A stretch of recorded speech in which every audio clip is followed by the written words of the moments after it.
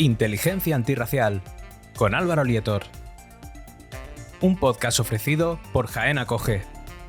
Personas iguales de mundos diferentes.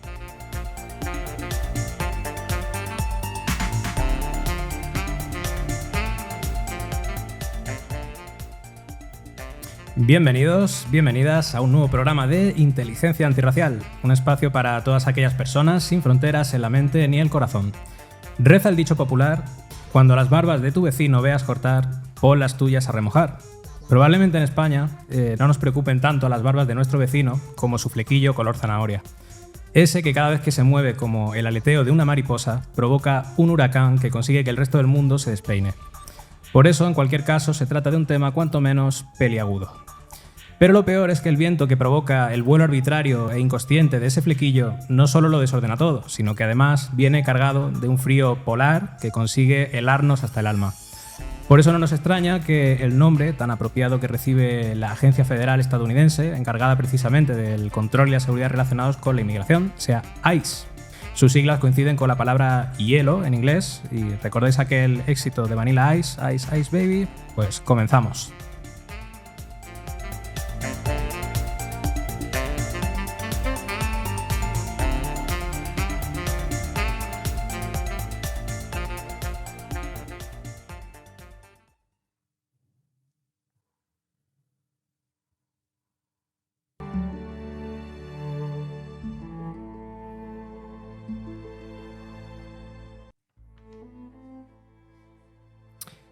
Y bueno, pues vayamos rompiendo el hielo y sirviéndole unas copas a las dos personas invitadas que nos acompañan hoy y con las que hemos querido grabar este programa, coincidiendo con la reciente efeméride del 21 de marzo, Día Internacional de la Eliminación de la Discriminación Racial. Por una parte, contamos con una vieja conocida del programa, pues ya estuvo con nosotros como invitada en el programa de Titulares Tóxicos, el cual os recomendamos escuchar. Nathalie Gómez, reputada periodista de origen colombiano y buena amiga de Jaén Acoge, que no solo nos brinda su perspectiva como profesional, sino que además pues, nos enriquece con sus experiencias vitales como persona migrante en nuestro país. Bienvenida, Nathalie. Hoy vienes con el picahielos bien afilado.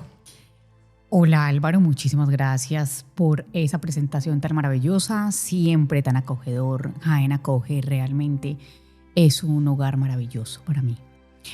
Esto está complicado, este tema de hoy es un tema, yo creo que a todos nos toca de una u otra manera, no solamente porque están los diarios constantemente, sino porque también seamos inmigrantes como lo soy yo o no sean inmigrantes como lo son ustedes, de una u otra forma siempre tienen familiares o conocidos o personas que han estado pasando por estas situaciones de vulnerabilidad. Muy bien, querida Nathalie. Pues vamos ahora también, por otra parte, que contamos con un buen amigo, joven trabajador social y activista jiennense, comprometido con la lucha contra el racismo y la xenofobia desde diversos colectivos sociales de Jaén, la plataforma Jaén Antirracista, Actuando para Transformar, Jaén con Palestina, etc. Bienvenido, Sergio Serrano. Y a ti no te pregunto por si has traído el picahielos, porque te conozco lo suficiente para saber que siempre llevas una espada bien afilada cuando de debatir sobre causas antirracistas se trata. Muchas gracias, Álvaro. Sí, la verdad que es un placer estar aquí y la verdad que efectivamente, como ha dicho Natalia, ya tocaba sobre todo que en algún programa local, ¿no?, de Jaén ya se hablara de este tema porque han pasado las semanas y aunque a nivel nacional se ha tocado mucho, pues bueno, también aquí se están dando un contexto muy concreto que se puede conectar perfectamente con lo que está pasando allí y nada, yo encantado de estar aquí. Me alegro, bienvenido. Bueno, pues antes que nada, comencemos poniéndonos en contexto y expliquemos resumidamente de qué va esto de ICE. A ver, el Servicio de Inmigración y Control de Aduanas de Estados Unidos se fundó en 2003 como resultado directo de la Ley de Seguridad Nacional y tras los atentados del 11 de septiembre de 2001. Sin embargo, sus raíces se remontan a más de 2 siglos atrás. Su misión oficial es la de proteger al país del crimen transfronterizo y de la inmigración ilegal que amenazan la seguridad nacional y pública. Y yo os pregunto, ¿no os huele ya desde el inicio un poco a rancio y a racismo estructural? Lo digo por el hecho de que tenga sus raíces hace tanto tiempo, ¿no?, 2 siglos atrás, y que nazca después del pánico colectivo generado tras los atentados del 11S, ¿no?, con lo que eso conlleva, pues miedos irracionales, prejuicios raciales, islamofobia, etcétera, etcétera. ¿Cómo lo veis? Bueno, claro, es que eso también se asienta mucho en lo que ha sido Estados Unidos como país desde que se fundó prácticamente, ¿no? Un país fundado a base de una expansión a través de la fuerza, que es una cuestión histórica inherente a Estados Unidos. Y luego además, bueno, es llamativo, por ejemplo, términos como el tema de inmigración ilegal, ¿no? Sabe que en cuestión de derecho internacional la inmigración ilegal no existe. No existe, efectivamente. Existen las personas irregulares, correcto, que es otra situación administrativa fácilmente solucionable, no es un delito ni nada grave, digamos, ¿no? Muy bien. ¿Qué opinas tú, Nathalie? Bueno, es que la parte de la terminología que se emplean en los Estados Unidos para referirse a los inmigrantes y ante todo a las personas irregulares es muy complicada porque les llaman aliens. O sea, el solo hecho, no solamente los llaman ilegales, o sea, no son ilegales, son aliens, extraterrestres, no hacen parte de la Tierra, de ninguna tierra. Entonces, desde el momento desde que con la palabra y con la semiótica se deshumaniza a un ser humano, ese momento ya permite absolutamente cualquier vejamen frente a esa acción, esa situación y a esa persona. Pues precisamente me ha encantado que hayas dicho lo de aliens, digo, porque tenemos aquí a nuestro Grow haciéndonos compañía. Representando. Precisamente en representación de que aquí no discriminamos a nadie, ni extraterrestre, ni real, ni siendo ficticio. de real, ficticio, muñeco inanimado. Aquí vemos a Rumi que se ha caído, la pobre se ha volcado. Bueno, pues a mí lo que también me llama mucho la atención es que ICE pues ha conseguido poner de acuerdo a organizaciones civiles, a defensores de derechos humanos, a legisladores, medios de comunicación, siempre a la hora de criticar sus actuaciones. ¿Por qué está envuelta de tanta controversia esta agencia? Si os parece, vamos a repasar algunas de las principales polémicas, ¿no?, que envuelven esta agencia. Una de ellas es, por ejemplo, las muertes en custodia y uso excesivo de la fuerza. Es decir, según The Trace, una organización estadounidense que se dedica a investigar casos de violencia precisamente con armas, reporta que desde el inicio de esta cacería de migrantes orquestada por Trump se han producido al menos 14 tiroteos y matado 4 personas a disparos. Sin embargo, advierten que es probable que estas cifras no solo estén por debajo de la realidad, sino que en los tiroteos están involucrados agentes de inmigración y por eso no siempre se hacen públicos y se reporta pues falta de transparencia al respecto. Bueno, es que hay una cuestión interesante que hablar de ICE que tiene que ver con las funciones que está desempeñando, ¿no? Porque claro, como tú hubieras comentado al principio, la historia que se cuenta es que se crea como después del ataque sobre todo del ataque a las Torres Gemelas y demás, y entonces empiezan, pues, digamos, a rediseñar el tema de la seguridad nacional, etc. Entonces a la ICE se le establecen unas funciones que tienen que ver de lucha contra el terrorismo interna. Pero sin embargo, las funciones que está tomando ahora tienen que ver con cuestiones que no tienen que ver con el Código Penal de Estados Unidos, es decir, las sanciones o lo que está persiguiendo el ICE tiene que ver con el derecho civil.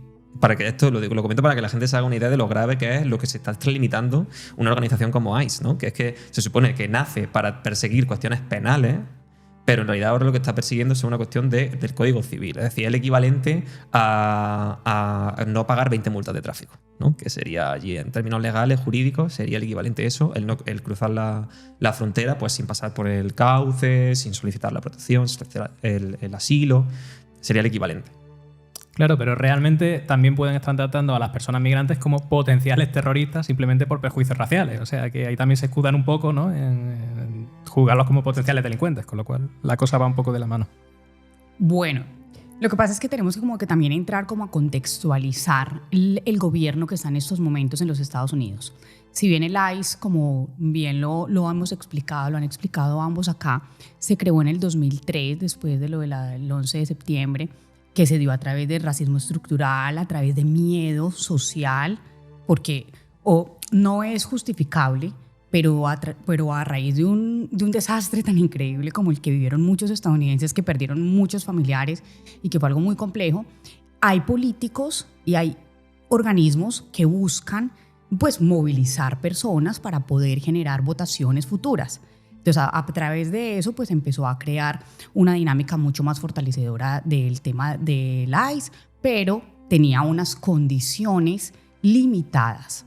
Lo que vemos ahora es que no hay límites. No hay límites ni siquiera vocacionales Como no hay límites tampoco en la contratación, porque ya han comprobado, el New York Times sacó un estudio donde habla de que las contrataciones en el ICE son ex mercenarios, ex militares, personas que no tienen ningún acondicionamiento social, psicológico, de integración para poder hacer parte de este tipo de organismos de control, que en cualquier parte del mundo es necesario. Entonces, debatiéndonos desde ahí, nos damos cuenta que aquí no hay límites morales, éticos, administrativos, y lo más complejo y complicado es que tampoco hay límites económicos, porque también el ICE ha superado en estos momentos de administración de Donald Trump, de la segunda administración, todos los límites económicos que se tenían anteriormente conocidos. También Kristi Noem, que era la directora del ICE hasta ahorita marzo de este mes, ya fue suspendida, la retiraron. El Senado de los Estados Unidos dijo, esto está caótico, esto ya, lo que tú dices ahorita, Álvaro, esto ya puso a todo el mundo a hablar del ICE, es como lo más terrorífico que se ha visto en los Estados Unidos recientemente. Entonces el Senado dijo, vamos a destituirla. Lo que no sabíamos nosotros es que no la destituyeron por esto atroz que estamos aquí sentados en esta mesa nosotros tres hablando. La destituyeron por $200 millones que ingresaron para la campaña publicitaria, ingresaron de los contribuyentes. Entonces los demócratas buscaron esa herramienta para poder destituirla, pero se sobreentiende que es porque ya las extralimitaciones completas están socavando directamente el sistema de justicia de los Estados Unidos. De hecho, al hilo de lo que comentas, de lo que has dicho sobre cómo se está reclutando a la gente para el ICE, no es casualidad que, por ejemplo, hace años la gente del ICE no llevaba la cara tapada. Claro. Pero ahora sí llevan la cara tapada. Y eso tiene una explicación. Aterrador. ¿No? Claro. Eso, evidentemente es porque no quiere que se les identifique. Porque justamente por el periodismo de investigación que se podría dar allí, si los periodistas tuvieran una lista de la gente que fue, por ejemplo, en su momento perdonada por el asalto al Capitolio, ¿cuántas de esas personas podría haber ahora, hoy en día, trabajando para el ICE? ¿No? O gente que ha sido parte de grupos de supremacistas blancos que estén ahora trabajando para el ICE sin ningún tipo de formación, sin ningún tipo de exigencia a nivel de condicionamiento físico, de conocimiento legal, nada, simplemente se les da un arma y se les da órdenes. A mí un poco como, por de formación profesional, un poco como psicólogo, me llama la atención eso, precisamente la falta de competencias personales y rasgos de personalidad, por ejemplo, como la tolerancia a la frustración, ¿no? Precisamente, gente que tiene muy poca tolerancia a la frustración atendiendo a personas en situaciones muy complejas, muy conflictivas y donde precisamente es lo que más hace falta, ¿no? Para no caer en un acto violento, ¿no? Claro, pero es que no las están atendiendo, las están cazando. Efectivamente. Que es la gran diferencia. Sí. En fin. Bueno, pues otra de las controversias un poco que envuelve a estos grupos ICE, ¿no? Es el de las detenciones prolongadas de menores y de familias. Es decir, violan acuerdos y estándares internacionales de protección infantil, en fin, demostrando muy poca sensibilidad y vulnerando pues, esos derechos básicos y fundamentales, ¿no? Sobre todo de los menores. Me parece que hablaban del acuerdo de Flores, o digamos, no sé si habéis visto ese acuerdo o no lo conocíais. No os acuerdo por ahí, tenemos que investigar sobre eso. No lo conozco muy a profundidad, pero sí conozco los casos de detención infantil que se han registrado en apoyo también del gobierno de El Salvador, que es donde están recibiendo a los migrantes en estos momentos. Y en Panamá en estos momentos hay 52.000 personas migrantes y transitorias dentro de un estado, no recuerdo bien, en el norte de México, que están allí, también de Panamá, y también llevando personas a Salvador que no tienen absolutamente ningún tipo de antecedente penal. O sea, es que es muy complejo porque en la administración de Obama, que uno no se imagina, hasta ahora es la mayor administración que ha deportado inmigrantes, 400.000 anuales. Es mayor que la administración anterior de Donald Trump, que deportó 216.000. Pero esta administración de Obama se enfocó en deportar criminales. Todo lo pasó. Todos los que tenían antecedentes fueron deportados. La diferencia de este modelo es que está deportando familias, o sea, está desintegrando núcleos familiares, núcleos sociales, está desintegrando la propia sociedad estadounidense, porque está deportando personas que se han casado con estadounidenses, que han tenido hijos con estadounidenses, que sus hijos han nacido en el territorio estadounidense, y simplemente por el hecho de que haya una madre o que haya alguien que esté en una situación de proceso, porque ni siquiera es una situación irregular, porque también tenemos que recordar que hay muchas personas que con su visa, de pronto, que les falta 1 día, 2 días de aplazamiento, con su propia visa los han casado, como tú lo dijiste. Entonces, esto está llevando a unos niveles extremos de que aquí no hay compasión, no hay ética y seríamos nosotros muy inocentes pensar que en algún momento va a existir ese tipo de moralidad y de valores dentro de este gobierno de Donald Trump. Sí, además que, ya digo, normalmente había como una especie de, en algún tipo de orden jurídico, una especie de limitación de días máximos que pueden retenerse a una persona, sobre todo si es menor y tal, ¿no? Y decían que cuando lo sobrepasaban los grupos como ICE, ya se consideraba casi el límite de la tortura, ¿no? O sea, es que es increíble. Claro, pero lo que hacen para no sobrepasar esos límites también es desplazarlos de una prisión a otra. Si los van llevando de un estado a otro, entonces así nunca pasan el límite. Siempre se va, digamos, contando desde cero cada vez que llega a un estado nuevo. El contador. Efectivamente. Muy interesante eso. Y no solo eso, sino que además esas empresas que están gestionando estos desplazamientos están recibiendo dinero del Estado federal de Estados Unidos por cada noche que esa persona pasa durmiendo en una de esas prisiones. Sí. Es decir, que se está construyendo también, digamos, una especie de industria del terror en la que se está haciendo negocio con estos desplazamientos forzosos y con esta caza. Bueno, pues vamos con otra controversia de las que envuelve a ICE, como es, por ejemplo, también la entrada sin orden judicial, ¿no? Prácticas que son obviamente inconstitucionales y violatorias de la privacidad doméstica. Y de hecho lo que me llama la atención es que parece ser que, si no me equivoco, utilizan una especie de, o para justificar esas invasiones domésticas de alguna manera, utilizan una especie de órdenes administrativas que se aprueban incluso ellos mismos, se las gestionan ellos mismos. O sea, en vez de esperar una orden judicial independiente de un juez y tal, como que se autojustifican de alguna manera medio administrativa o pseudo legal. No sé exactamente cómo funciona, y ya no entramos en el ámbito del derecho, ¿no? Pero me llama mucho la atención, ¿no? No sé cómo lo veis. Mira, les comento a ustedes y a todo nuestro público algo que deberíamos como también tenerlo muy en cuenta. Es la parte de quién financia a Donald Trump. O sea, quién hizo posible que un descabellado de este nivel llegara a la presidencia de la República de los Estados Unidos durante 2 periodos.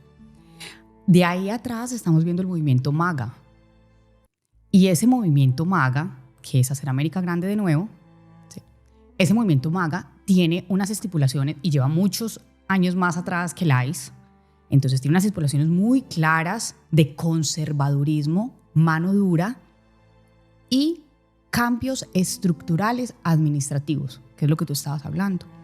Entonces, la gente que escogió a Donald Trump, los votantes de Donald Trump, están esperando eso, que los cambios estructurales administrativos se den para poder deportar a las personas sin limitaciones, porque una de las políticas de lo que Donald Trump decía en su campaña es que no, o sea, jugó mucho con el miedo por el tema de que en ese momento habían asesinado, no sé si se enteraron, a una estadounidense universitaria en un parque, una persona de origen latinoamericano. Bueno, entonces él usó mucho esa propaganda para poder decirle a los estadounidenses: aquí hay criminales que les estamos dando asilo, dando casa, dando todo con sus impuestos y nos están matando.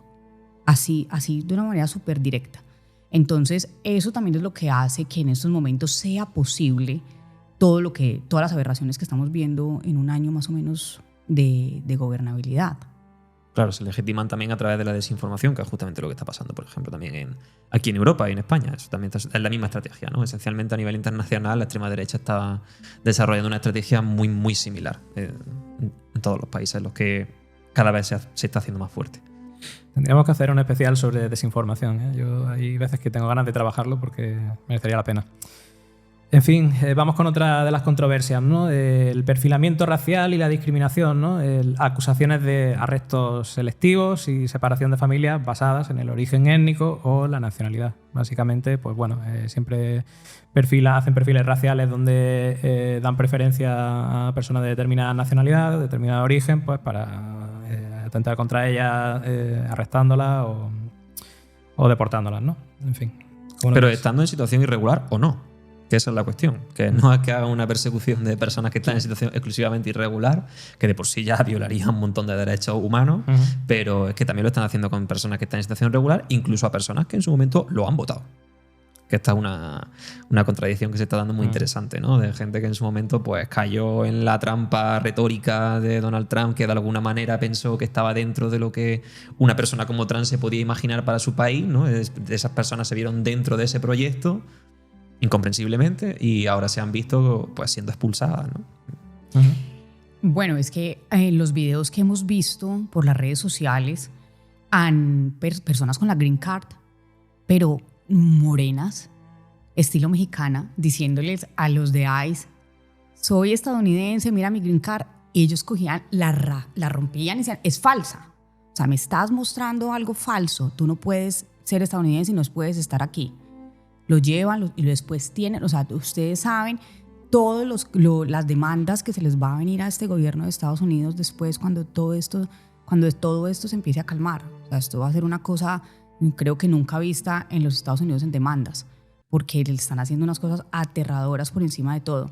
Entonces, aquí también los perfiles raciales están completos, pareciera como si salieran con una hojita diciendo el moreno, el con cara de hindú, el bajito, o sea, pero si tú eres blanco, rubio, alto, ese déjalo pasar.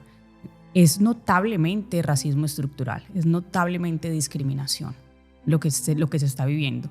Y es una persecución también, yo lo llevaría más allá, porque es una persecución también a una población y veo que también es como mucho más a los mexicanos.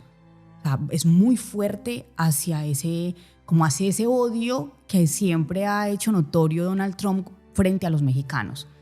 Porque, no sé, lo siento así, a título personal, lo siento que es algo como que darle un castigo a las políticas de izquierda que está manejando México, que lleva manejando desde López Obrador y que ahora con Sheinbaum también sigue. Entonces es como darle un castigo con lo que más le duele al México, que es su parte emocional y patriótica con sus mismos compatriotas. Entonces ahí es muy delicado. Bueno, sí, bueno, Donald Trump lleva intentando atacar a México desde su primer mandato, sí, ¿no? Ya cuando en el muro. Efectivamente, cuando salió aquello de vamos a construir un muro y lo va a pagar México. Es como tenía como esta estrategia, por un lado mediática, pero por otro lado también que no pasaba de lo económico, pero es que ahora ya está trascendiendo lo económico y está directamente... Está buscando todas las maneras. Quitó el Golfo del mapa de Google Maps, Golfo de México, y ahora está Golfo de América. Sin entender que América, yo soy colombiana y soy americana. Correcto. Sin entender que América somos todos nosotros. De hecho, de eso hablaremos ahora después, de víctimas directas de ICE, que son estadounidenses, de hecho, e incluso ligadas también a la desinformación. Ahora después lo veremos. Pero vamos antes con eso, con otra de las controversias, ¿no? Tenemos lo de las condiciones inhumanas en centros de detención, es decir, falta de acceso a servicios básicos, confinamientos en aislamiento, explotación laboral en cárceles privadas. Eso también es otro tema, lo de las cárceles privadas. ¿Qué opináis por ahí? Bueno, pues otra señal más de la violación constante de derechos humanos y del derecho internacional es que, claro, si nos planteamos ya incluso cuántas normas constitucionales, cuántas leyes, cuántas veces habrá trascendido la Constitución de los Estados Unidos Donald Trump durante su segundo mandato, pues seguramente haya una larga lista, ¿no? Antes comentaba... Natalie decía, cuando esto pase se le va a hacer como se va a fiscalizar todo lo que ha hecho el gobierno de Estados Unidos durante el segundo mandato de Donald Trump. Claro, es que esto también, todo el tema de las cárceles privadas, lo que hablábamos antes, de cómo van pasándolo de un estado a otro, recibiendo dinero, haciendo toda una industria de esta política migratoria, todo esto está interconectado también y probablemente también saldrán en algún momento muchas cosas sobre torturas, porque ahora estamos hablando de que las condiciones en las que viven, ¿no? Que eso ya se podría considerar una tortura psicológica, pero seguramente salgan relatos de personas que hayan sufrido torturas físicas, de interrogatorios, etcétera. O sea, esto realmente no ha terminado. Precisamente a raíz de eso que has dicho, gran parte de la información de esos abusos y esas vulneraciones de derechos básicos que se dan en este tipo de centros y confinamiento y demás, es clave la figura de una cosa que se llama los whistleblowers, que dice que son personas precisamente que trabajan a nivel interno en ICE, en esos centros penitenciarios o cárceles privadas y demás, y bueno, digamos que como tienen cierta conciencia y ven que se está abusando notablemente de todas las personas que allí allí se encuentran, pues se dedican a, yo creo que un poco por conciencia o por un pequeño gesto noble, ¿no? de dignidad humana, se dedican a denunciar esos abusos, y muchas de las cosas que nos enteramos o que trascienden a la prensa, ¿no? y a los medios internacionales vienen de ahí, precisamente de esos confidentes internos, ¿no? Con lo cual también digo yo que se estarán jugando un poco la vida, ¿no?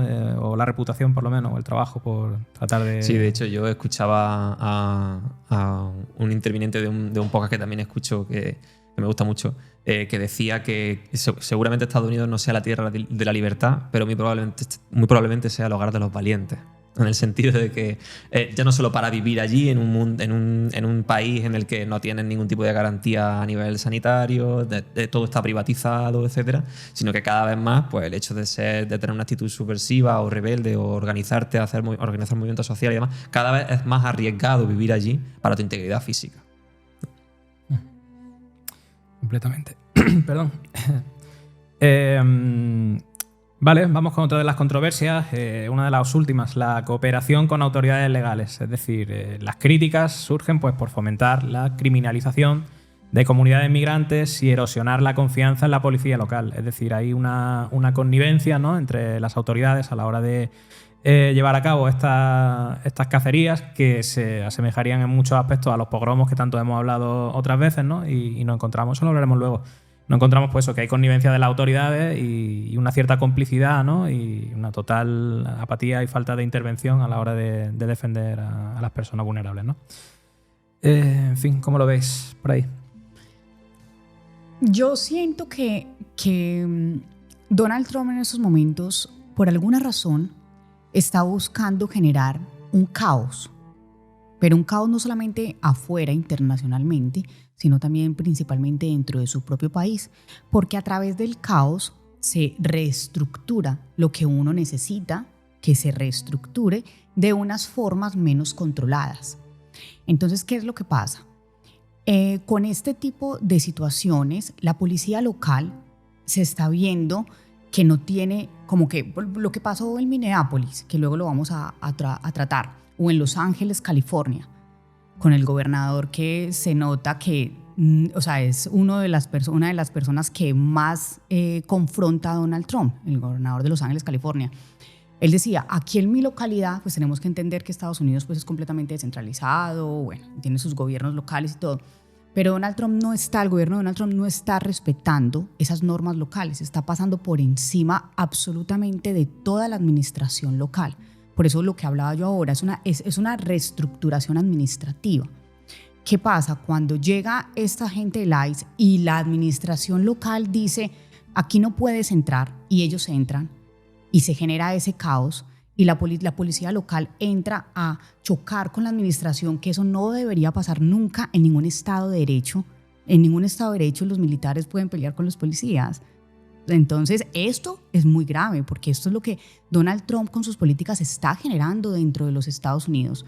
Una misma sublevación dentro de las mismas instituciones ya establecidas en Estados Unidos, que nos han dado ejemplo de libertad, ejemplo también de status quo al mundo de una u otra manera, porque Estados Unidos dentro de sus dinámicas judiciales ha tenido la capacidad de mostrar al mundo que nadie es intocable, que todo el mundo puede, o sea, que tú puedes cometer un error y te pueden juzgar, que es lo que estaba pasando anteriormente antes de Donald Trump, con los tecnócratas en estos momentos. Sí, a Mark Zuckerberg se le ha juzgado, pero antes, claro, pero estaba eso en pausa y en esos momentos ya se le multó. Sí. Entonces ahí es donde Estados Unidos hemos creído en esa democracia estadounidense.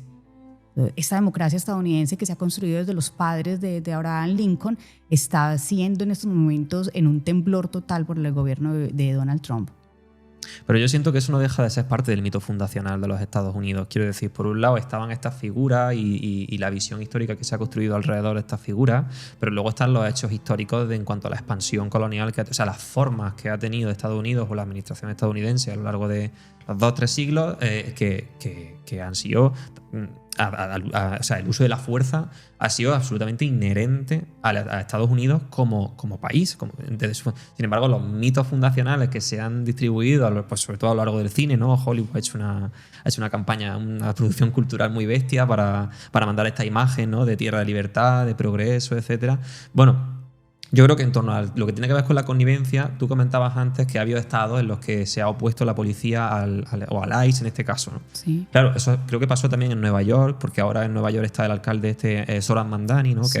que es demócrata. Árabe. Y fue uno de los que, por ejemplo, mandó a la policía neoyorquina a enfrentarse al ICE, a expulsar al ICE, a decirles que no podían pasar, etc. Pero en cuanto a los estados en los que sí ha habido connivencia, bueno, esto también tiene que ver mucho con cómo los distintos aparatos de control poblacional que tienen los estados, pues muchas veces se compone de un funcionariado que tiene una visión del mundo y una visión de la gente a la que le rodea, que digamos que no es la idónea para ejercer la función que ejercen, ¿no? Claro, cuando tú estás en un espacio que en cierto modo es el que en un momento dado te puede legitimar el uso de la violencia, porque tú tienes, se supone, la preparación jurídica, la preparación psicológica para ejercer esa violencia. Yo esto lo debatiría muchísimo, ¿no? Que se pueda tener preparación psicológica para ejercer violencia, pero vale, jurídicamente se te está diciendo que tú tienes el monopolio de la violencia, en tanto que eres un funcionariado policial, representas al Estado y tienes que, a veces, hacer uso de la violencia para tal. Entonces, claro, eso ha legitimado muchas acciones que han llevado a cabo ese funcionariado, que estaba lejísimo de cumplir con esa inicial intención del Estado de controlar, de que la violencia no se descontrole a través del monopolio de ese control de la violencia. No sé si se entiende lo que estoy intentando decir. Es decir, esa connivencia que se está dando entre autoridades tiene mucho que ver con la historia de qué han sido esas instituciones y qué función han cumplido sobre la población. Y sobre todo sobre la población racializada y sobre la población migrante. Claro, lo que pasa, para acotar ahí un poquito en el tema, lo que pasa es que Estados Unidos siempre se había visualizado y se había visto como una potencia exitosa, tanto en el capitalismo como en la formalización de la estructura de sus leyes. Nunca se había visto que entre el mismo Estados Unidos estuvieran en un desacuerdo por algo de violencia. O sea, el expansionismo estadounidense y el momento de guerras estadounidense, pues eso no está en una tela de juicio, porque pues lleva 200 guerras en estos momentos en el territorio exterior. Entonces Estados Unidos siempre, pero imagínate que hasta para eso se ponían de acuerdo todos los estados de los Estados Unidos para armar guerra a otras partes. Pero dentro del mismo país nunca se había visto una desarticulación tan increíble como la que se está viendo ahora por estas nuevas políticas que se están manejando. Claro, porque ese status quo al que tú hacías referencia antes, en realidad era funcional para los intereses de Estados Unidos. Claro. Incluso para esos intereses expansionistas de los que estamos hablando. Claro, el problema ahora es esa ruptura del status quo hacia algo que, bueno, que nos suena, porque tenemos experiencia en el pasado de hacia dónde puede llevar esto, pero que realmente, con todo lo que tiene que ver con el contexto actual que tenemos, en el que ya no solo tenemos figuras autoritarias como pueda ser Donald Trump, sino que tenemos pues una tecnoligarquía, una tecnoburguesía que está impulsando todo este tipo de ideas, está impulsando todo este tipo de figuras políticas, porque están viendo que hay beneficio económico. O sea, que el autoritarismo también se puede rentabilizar. Por supuesto, absolutamente. Absolutamente. Por eso, Palantir, en estos momentos, exacto, con Alex Crabb, es quien está manejando toda la parte de geolocalización es increíble, geolocalización para detectar inmigrantes, no criminales, inmigrantes. La mayor empresa tecnológica de Occidente es la que le presta ese funcionamiento a la ICE. Eso es algo que es irracional, porque estamos hablando de familias, de niños, estamos hablando de personas, hasta estudiantes, porque este tema también de la ICE se está viendo con Palestina, las personas que están protestando por Palestina, que son estudiantes de Harvard, que son estudiantes de Yale, que están protestando en estos momentos. Esas personas también están siendo deportadas solamente porque están en contra de una dinámica que ellos avalan. Entonces, acá es mucho más allá de lo racial, que también viene es como una discriminación ideológica, una discriminación no sé, la libertad de expresión está completamente caótica en los Estados Unidos en la actualidad. Y no hay que olvidar que ese desarrollo tecnológico también se ha dado a base de experimentos en zonas como Palestina, ¿no? Claro. Como justamente las pruebas, muchas de las pruebas que se han desarrollado, tanto de tecnologías propiamente dichas de vigilancia como de armas, se han hecho en Palestina, en Gaza, en Cisjordania, sobre todo en Gaza, ¿no? Sí, lo de la geolocalización, Claro, las técnicas de tecnología de reconocimiento facial por IA y Exacto. todo eso. Entonces, bueno, yo creo que esto que acabas de comentar es la prueba definitiva de que esta tecnoburguesía, cuando dice que no cree mucho en el Estado, ¿no? todo este desarrollo teórico que hacen de cómo el mercado tal, ¿no? tiene como un funcionamiento en el que el Estado no se debería meter y tal, en realidad es una falacia, porque sí que quieren un Estado, lo que pasa es que quieren un Estado para ellos. Efectivamente, quieren un Estado para ellos, quieren un Estado fuerte en lo militar, fuerte en lo policial, fuerte en lo represivo y que sirva a sus intereses, pero débil en lo social y débil en todo lo que tenga que ver con construir sistemas de bienestar. Claro que sí. En fin, abuelito Ice, qué lista de controversias tan grande tienes. Bueno, hemos de recordar que todas estas controversias precisamente pues, se producen además en unos Estados Unidos que no solo han conseguido pues no han conseguido nunca deshacerse de esa lacra del racismo, ¿no? a lo largo de la historia, sino que además actualmente están muy crispados al respecto desde uno de los sucesos pues, más impactantes de violencia y abuso policial en los últimos tiempos, como fue el caso famoso de George Floyd, por ejemplo, ¿no? Para ponernos un poco en contexto, bueno, el caso de George Floyd tuvo lugar en 2020 en Minneapolis, en el estado de Minneapolis, en Estados Unidos. Este señor tenía 46 años, era de nacionalidad afroestadounidense y básicamente resumiendo, pues esta pobre víctima estaba esposada y desarmada, quedó inconsciente hasta la muerte bajo la presión de la rodilla de un oficial de policía que lo había detenido tras ser acusado de supuestamente pagar con un billete falso de $20. Mientras tanto, pues él gritaba desesperado: no puedo respirar, el famoso grito que se ha convertido ya en reivindicación y protesta, ¿no? I can't breathe. Y vamos, es escalofriante porque, si no recuerdo mal, estuvo sometido bajo esa presión durante 8 minutos. O sea, bajo el peso de una rodilla diciendo no puedo respirar durante 8 minutos hasta que perdió literalmente la vida. ¿Recordáis este caso, no? Tan famoso. Sí, bueno, y además generó muchísima... una cantidad de agitación social al respecto de esto que fue brutal, ¿no? Bueno, en cierto modo ya nos venían a... Realmente el caso de George Floyd es un caso que yo creo que se hizo mediático gracias justamente a la tecnología que antes estábamos criticando un poco, ¿no? Justamente porque ese tipo de casos... O sea, ¿cuántos George Floyd ha tenido que haber a lo largo de la historia de Estados Unidos, ¿no? ¿Cuántas personas racializadas, especialmente cuanto más años nos vayamos atrás, cuántas personas negras afroamericanas han tenido que sufrir este tipo de sometimiento por parte de la policía o por parte del ejército o por parte... Bueno, el caso de George Floyd fue paradigmático porque yo creo que también reflejaba en cierto modo lo que viene siendo la historia racista de Estados Unidos de forma interna, no solo de forma externa. Bueno, lo que pasa es que el pueblo estadounidense es muy multicultural y por ende también ideológico.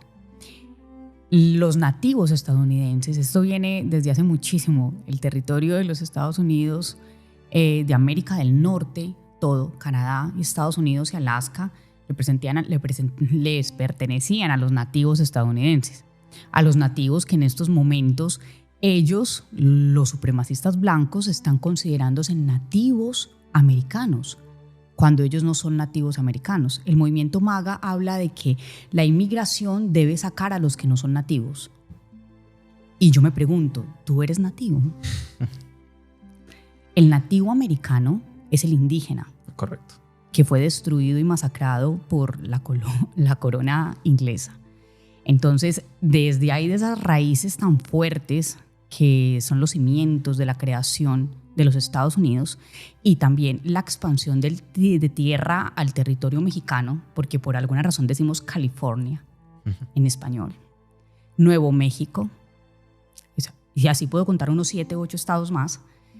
Esa situación es casi como irracional uno pensar de que un país cimentado en bases inmigrantes tenga odio al inmigrante por décadas. Porque no es ahora. Ahora es una respuesta concisa, exacta, violenta, cruel, poco ética y violando completamente todas las leyes internacionales, pero esto es una estructuración sistemática desde su creación. Entonces, a veces es complejo que esta situación pase, pero también es necesario que los medios de comunicación tengan todos los ojos y la población civil en este tipo de aberraciones, porque es muy triste, pero lo que tú hablabas de George Floyd, es muy triste, pero solamente este tipo de casos mediáticos son los que hacen que puedan haber movimientos sociales y puedan haber también cambios administrativos o funcionales dentro de esto. Lo que vemos ahí es los que vimos el video de George Floyd fue una cosa aterradora, como un personaje se para encima del cuello de un ser humano y lo empieza a asfixiar mientras que él pide clemencia. Eso es algo que a veces yo me cuestiono. Yo digo, ¿qué persona puede llegar hasta ese nivel? No necesariamente el hecho de que tú seas fuerza pública o una fuerza militar para la defensa de un territorio y la soberanía, que sobreentendemos que también es necesaria, que no podemos tampoco romantizar la existencia humana porque es necesario ese tipo de controles, pero hasta qué punto tú puedes legitimar qué fuerza puedes exceder y qué fuerza no puedes exceder frente a una persona que está completamente desarmado o que no es un peligro en lo absoluto, pero tú decides que es un peligro.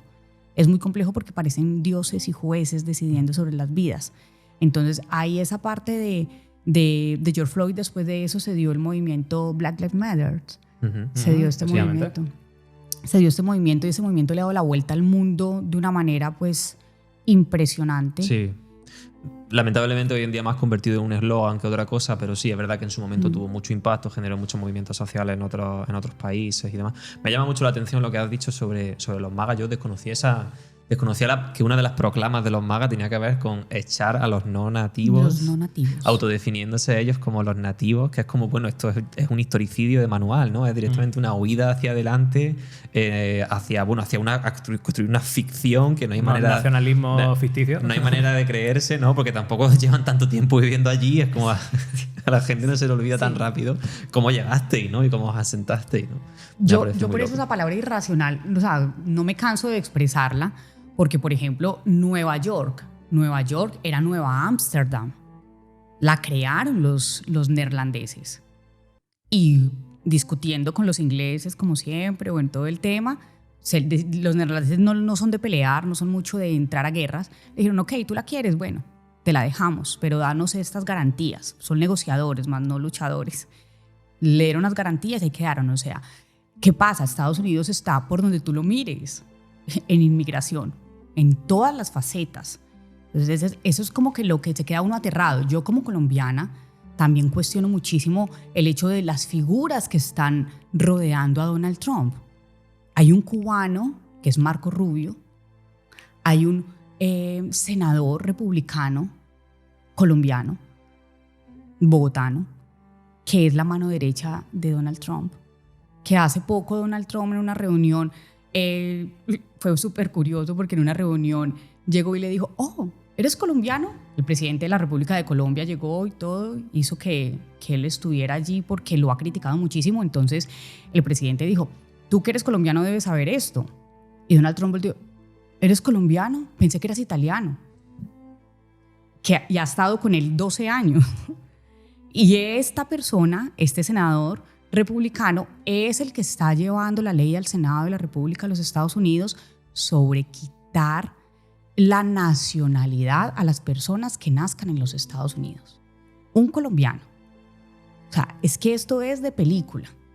Esto es de película lo que se está viendo. Pareciera como si fuera un odio porque los mismos migrantes legales son los que han contribuido de una u otra forma también a prolongar esta situación que se está viviendo contra sus mismas gente, contra su misma población. Esto es algo ha hecho, de hecho, mención a lo de odio, inherente. Identidad, etcétera, etcétera, y me has quitado la palabra que le iba a decir yo, la de irracionalidad. Es decir, es que parece que todo va ligado a las emociones, a la pasionalidad, sí, ¿no? Esto Entonces, es de película. No se le puede buscar mucha lógica y coherencia, ¿no? Irracionalidad. Y a los privilegios también, ¿no? Porque cuando una persona se ve en una posición de privilegio como esa, pues olvidarse de sus orígenes es muy tentador, ¿no? Tú, al final, los sacrificios individuales que tienes que hacer para solidarizarte, como, por ejemplo, con la causa antirracista o con la causa cubana, con la causa colombiana, contra los yanquis y demás, es que eso es un sacrificio. Entonces, cuando tú te ves en una posición de privilegio como esta persona o como el propio Marco Rubio es un caso súper paradigmático. O sea, Marco Rubio ha ido a la Convención de Múnich a decir que aquí manda el imperio de la fuerza y que Estados Unidos va a mandar sobre el mundo porque es la mayor potencia que hay y punto. Y eso es lo que hay. Y lo ha dicho así de claro. Y bueno, yo también lo he visto hablar de cómo Cuba merece que Estados Unidos intervenga en Cuba. Tal. O sea, Marco Rubio es una persona que le ha deseado el mal a sus compatriotas cubanos. Delante de miles de personas y sabiendo que eso le iban a escuchar millones de personas y todos los cubanos. Entonces, son títeres. ¿Qué podemos esperar? Títeres de un poder mucho más grande que necesita que alguien se atreva a expresar este fascismo de una manera directa. Visceral, sí. Sí. Continuamos, si os parece, porque, a ver, el caso de George Floyd, como hemos hablado, sería un poco, bueno, una especie de punto de inflexión, ¿no? A partir del 2020, pero es que si nos vamos ya directamente a este año, 2026, tenemos que a comienzos de 2026 ya teníamos 2 casos, pues, escalofriantes de víctimas directas, ¿no? Estas ya directas a manos de ICE. Y, en fin, que han removido, pues, la conciencia mundial, porque tenemos 2 casos. El primero es el de René Nicole McLean Good, o René Good se la suele llamar, René Nicole Good, de Minneapolis, que fue en enero cuando falleció tristemente con 37 años. Ella era estadounidense y básicamente, pues bueno, ella murió tras recibir 3 disparos por un agente del ICE, supuestamente en defensa propia, mientras trataba de abandonar el lugar con su todoterreno. Y bueno, ese asesinato de hecho ha estado envuelto en bulos, de hecho, y desinformaciones por parte hasta de la Casa Blanca, que ha justificado la acción de los agentes anti-inmigración hablando de terrorismo o de un ataque. Y hasta el mismo alcalde de Minneapolis así lo denunciaba públicamente y lo desmentía, ¿no? En fin, no sé si os acordáis también de ese caso. Sí, claro. Bueno, y los propios vídeos se veía que no había pasado lo que la versión de ICE. La mujer se asustaba, oficial, ¿no? Y parece que quería simplemente irse, en plan, por favor, dejadme. Justamente comentaba hace un minuto, me ha venido a colación muy bien que lo hayas comentado, cuando hablaba justamente de cómo el posicionarte con determinadas cosas te pone en riesgo, ¿no? Y implica unos sacrificios. Estas personas no eran personas racializadas. Eran personas estadounidenses que además eran leídas como el estadounidense, ¿no? Digamos, canónico, sí, y demás, ¿no? Y bueno, y tampoco estaban a salvo. En el momento en el que decidieron poner pie en pared con la barbaridad que está pasando allí, pues las han asesinado. Es que ahora mismo nadie está a salvo en Estados Unidos y es justamente el hogar de los valientes, ¿no? Como yo escuchaba que se les definía. Bueno, lo que pasa es que es como un mensaje muy directo. Yo siento que esto tiene muchos mensajes ocultos, porque es un mensaje muy directo al pueblo estadounidense. ¿Y cuál es el mensaje al pueblo estadounidense? Si tú no haces parte de nosotros, eres el enemigo. Seas quien seas. Está buscando dar ejemplo. Seas quien seas. Entonces, cuando vemos también, yo soy un poco sentimental. Entonces, estos videos la paso muy mal. Lloro y lloro, me parece una cosa, pero, o sea, sin palabras esta situación. Y al ver a esta mujer, cómo con su camioneta gira, intenta defender a una persona migrante que están los del ICE persiguiéndola y ella coloca su camioneta y les dice 3-4 palabras de inconformidad, que todos tenemos derecho de decir nuestra inconformidad, y se ve cómo la llanta para seguir su camino y llega a esta persona del ICE y la dispara 3 veces a sangre fría directamente en su cara. Y eso ahí es terror absoluto. Pero ahí no queda la situación.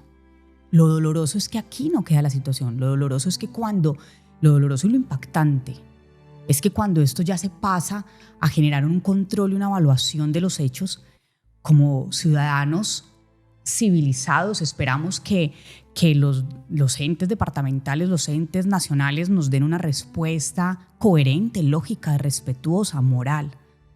Y tú inmediatamente tienes una respuesta donde ella se lo buscó, ella atentó, enjuiciadora, incriminativa. Ella atentó contra esto. Horrible. Donald Trump dijo clarísimo, declaró: vi los videos, me pareció horrible esa situación, fue muy fuerte. Al parecer, esta mujer se estaba comportando de una manera intimidante. Quedó muy consternado como porque esta mujer, ¿por qué tiene que comportarse como un criminal? O sea, te dispararon por tener un comportamiento criminal. Los estadounidenses que vayan a defender, ese es el mensaje que quiere dar. Y después Naomi, la exsecretaria, decía, eso fue asesinato doméstico, o sea, un crimen doméstico, o sea, que ella fue a atacar a la gente. O sea, ella ya enjuició, digo, es que ella iba directamente a atacar a la gente con su auto, a arrollarlo, y la gente se defendió. Entonces, yo considero que acá realmente en este lenguaje que está manejando el gobierno estadounidense en estos momentos, no es un lenguaje ingenuo. Yo como periodista me atrevo a sostenerlo. No es un lenguaje ingenuo, no es un lenguaje desinformativo. Creo que ellos no solamente buscan desinformar, creo que es algo mucho más profundo. Buscan contextualizar y llevar un mensaje muy claro, donde si tú ves esta persona escribía poesía, sí, de las artes, la literatura. O sea, esa línea sensible es que ellos no solamente están defendiendo ideologías en contra de las ideologías de género o en contra de la migración, no, ellos están defendiendo lo insensible. Ellos están defendiendo lo no sentir. Están defendiendo los números, están defendiendo las estadísticas, están defendiendo la violencia, el crecimiento, la expansión, están defendiendo algo que tú no puedes sentir. O sea, es como que si sientes, estás mal acá. Si eres débil, estás mal acá. Son personas que ni siquiera se permiten que les observen de un minuto de debilidad. Y lo que hemos visto en la administración de Donald Trump hasta el momento, hasta con la misma Naomi y con ahorita con Pete Hearst, creo que Donald Trump lo primero que dice, cuando pasó con lo de Naomi ahí en el Senado, y él ya dijo, el presidente sabía sobre esta campaña, bla, bla, bla, él salió inmediatamente y dijo, está loca, yo no sé nada, destituida. Y la mujer ni sabía que le iban a destituir. Ayer también salió con Pete en lo mismo, yo no sé nada, porque la debilidad no es respetada, aplaudida en este tipo de políticas gubernamentales. Entonces, y confunden lastimosamente la sensibilidad con la debilidad cuando eso no tiene nada que ver. Lo que hizo esta mujer poeta sensible no tiene nada de debilidad porque entregó su vida. Claro, pero además lo hacen a través de una estrategia de manipulación colectiva brutal, porque, la población está viendo claramente lo que... O sea, en estos dos casos la gente vio claramente lo que había pasado, porque había pruebas visuales de lo que había pasado. Y, sin embargo, contradecían la versión diciendo, no, eso no ha pasado, eso no se ha pasado. Sí. Eso es luz de gas de manual, ¿no? Es como totalmente. Yo tengo clarísimo lo que he visto, tengo clarísimo lo que ha pasado, pero tú me estás diciendo que el que está loco soy yo. Claro. ¿No? Y que yo me lo estoy inventando. Claro. Y además utilizando una terminología que me ha llamado la atención de lo que comentaba, ¿no? Que la terminología no es buscada, ¿no? No es neutra y no es casualidad. Claro, cuando tú das una versión en la que dices, esta persona parece que estaba teniendo un comportamiento criminal, vamos a ver, un comportamiento criminal es la comisión de un delito. Claro. La comisión de un crimen. Punto y final. Si esa persona no está cometiendo un delito, no está teniendo un comportamiento criminal, y desde luego no el que tú estás insinuando que estaba cometiendo, que es que estaba insinuando atacarte y demás, y tú no tienes ninguna legitimidad legal, desde luego menos ética, pero muchísimo menos legal, de dispararle a bocajarro 3 tiros. Sí, pero se aprovechan de sociedades conservadoras donde incurren en la moral, ¿no? Como una forma de legitimar un poco, es como un orden divino, ¿no? El poder legitimar ciertas actuaciones. Y también de la construcción del imaginario de que tú te puedes comportar de una forma criminal y no necesariamente cometer un delito, pero estás justificando que yo haga eso que estoy haciendo contra ti. Exacto. Buen dato.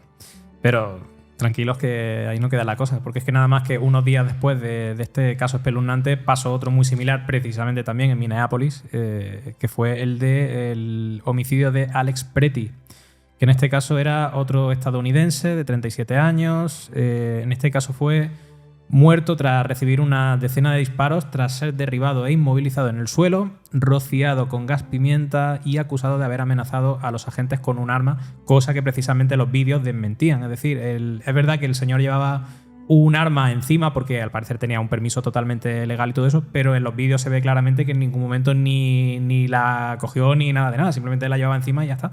Pero aprovecharon eso un poco para tratar de legitimar la actuación policial, ¿no? En fin.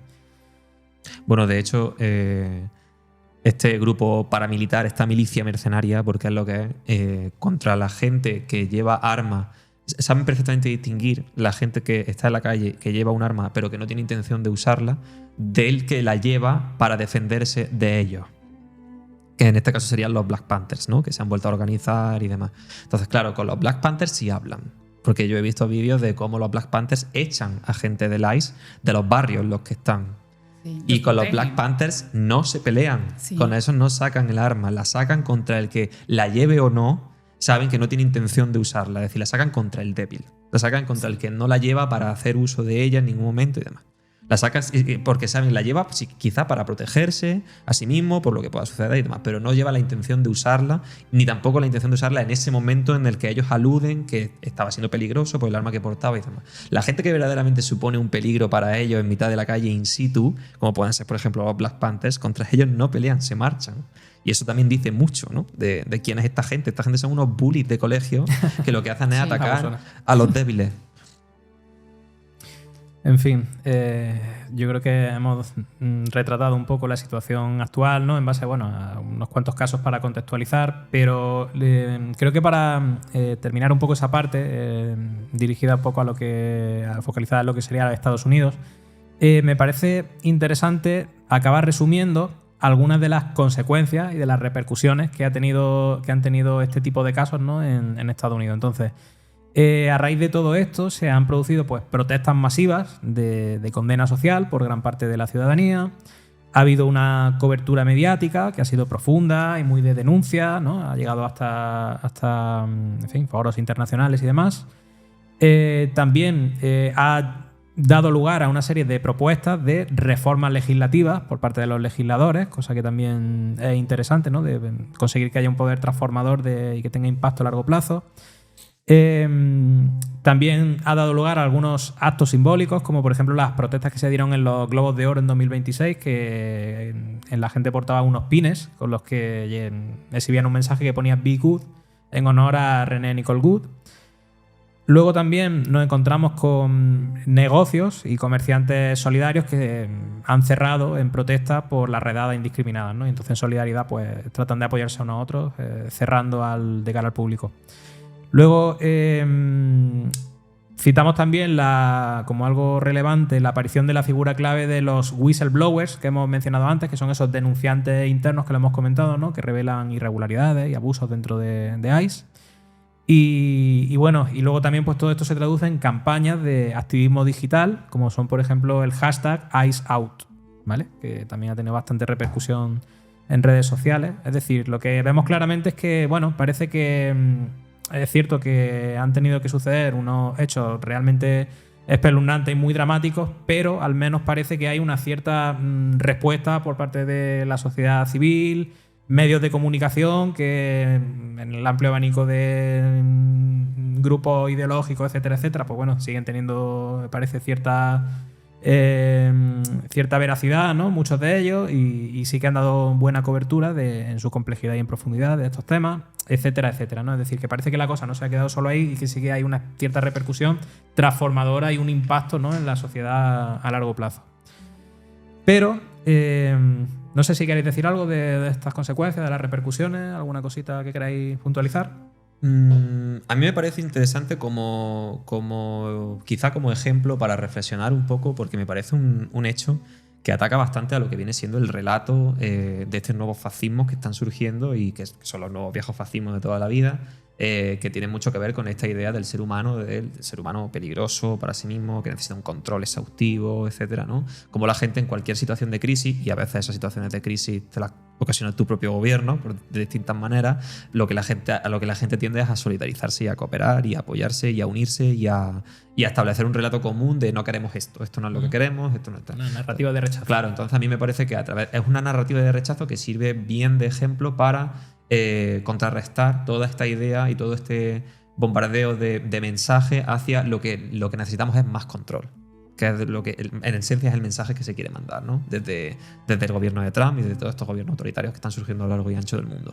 Lo que necesitamos es más control. Control sobre determinadas personas, pero en el fondo sobre todas. Y como justamente este tipo de ejemplos, a mí me parece necesario resaltarlos porque creo que en sí mismos, sin decir nada, sin que ellos directamente digan nada al respecto, en sí mismos son un ejemplo de cómo funcionamos los seres humanos, que están muy alejados del imaginario que quieren construir sobre nosotros y sobre nosotras. Bueno, y a mí algo que quiero ahí, que me puso a pensar de lo que estabas diciendo, Álvaro, es los 3 casos que has explicado. Los 3 son de Minneapolis. Es un poquito un contexto complejo porque los 3 son de Minneapolis y Minneapolis es un estado que de hecho es de los Estados Unidos, que es mucho más multicultural que cualquier otro. Es muy multicultural, pero también tiene una historia de mucho racismo y tiene una historia de unos personajes, que no es el caso comentarlo acá, en otro momento podemos hablar del tema, de unos personajes que han expandido desde Minneapolis, han expandido desde hace muchos años el tema del racismo. Entonces esto también es como que en Minneapolis de una u otra manera, ¿será que al interior hay algo que esté permitiendo que se puedan generar este tipo de situaciones de una manera como tan hostiles? Bueno, no sé. Hombre, estos son los más mediáticos y coinciden, ¿no? en esa localización, pero es probable que haya muchos más probablemente que habrá que investigar, porque ya lo que hablamos, los antecedentes eran mucho más largos a lo largo de la historia, ¿no? Pero bueno, estos son un poquito algunos recientes que han marcado realmente un punto de inflexión un poco en la historia, ¿no?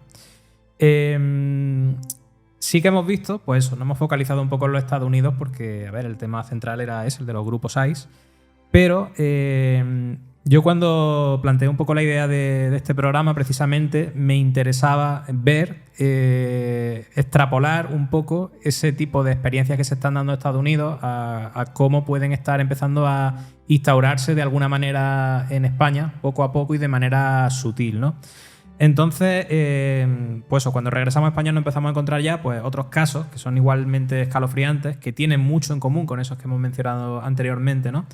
Y, por ejemplo, comenzamos con uno, que sería el caso de Abderrahim, que se dio en Torrejón de Ardoz, en Madrid, en 2025, ¿vale? En este caso, la causa de la muerte de este joven de 35 años de nacionalidad marroquí era que murió estrangulado mediante la técnica conocida como el mataleón a manos de un policía que lo había acusado de robarle un móvil, que sin embargo testigos desmienten que hubiera algún móvil, cosa que, fijaos otra vez, los vídeos, los testigos y tal desmienten las versiones policiales, como pasaba con los casos de antes. No sé si recordáis este caso que fue de alguna manera el más similar en repercusión y tiene muchas similitudes con el de George Floyd, ¿no?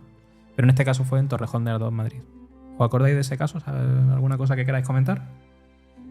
Bueno, yo creo que conecta muy bien con todo esto que hemos ido comentando justamente de cómo cierta legitimación del uso de la violencia a veces eso puede dar como resultado que cierto funcionariado que no o bien se ha recibido la formación que debería, pero se siente en una posición de poder y sobre todo ha ido construyendo una idea que también se ha creado en un contexto que ha legitimado todas esas ideas racistas, porque se debate mucho sobre si España es un país racista o no lo es. Tiene muchísimas connotaciones para ser un país racista, aunque no lo es, pero... aunque no esté ejerciendo la misma violencia y el mismo ataque con la misma agresividad que se está haciendo en Estados Unidos. Tiene un racismo estructural también muy, muy bestia, y eso se percibe también en su en su aparato policial, ¿no? Y además, en concreto, la nacionalidad de esta persona tampoco es casualidad, ¿no? Todo el odio racista en los últimos 10 años aquí en España, hacia donde se ha construido hacia las personas árabes, leídas como árabes, musulmanas, la islamofobia, en definitiva, ¿no? Sí. De hecho, tenemos uno similar, que también es del 2025, en Torremolinos, en Málaga, que era de Haitham Mehri. En este caso de nacionalidad española, pero bueno, también persona racializada. Y aquí se hablaba de una víctima de 35 años que murió tras recibir... esto además salió hace poco en televisión, me acuerdo, y me impactó mucho. Murió tras recibir múltiples descargas de pistola Taser, incluso después de estar inmovilizado en el suelo, tras ser detenido, acusado de ponerse agresivo en un locutorio. Que, sin embargo, las cámaras de vigilancia, donde se han visto todas las imágenes, lo hemos visto todo el mundo en televisión, o en redes y demás, lo desmienten tajantemente, ¿no? No sé si tenéis algo que comentar de ese caso. A mí me impactó muchísimo, la verdad. A mí me impactó muchísimo, pero fue las formas de los agentes policiales que estaban allí. Fue más como si fuera un juego de diversión donde uno le gritaba, tírale más, dale más, Sí. descárgale otro poco. Era como si fuera un juego para ellos, la vida de él. Es más, hasta en el final no se imaginaron que lo fueran a matar, porque estaban intentando, como algo le pasa, se empezaron a preocupar ya luego en lo último, después de descargar toda su ira en él.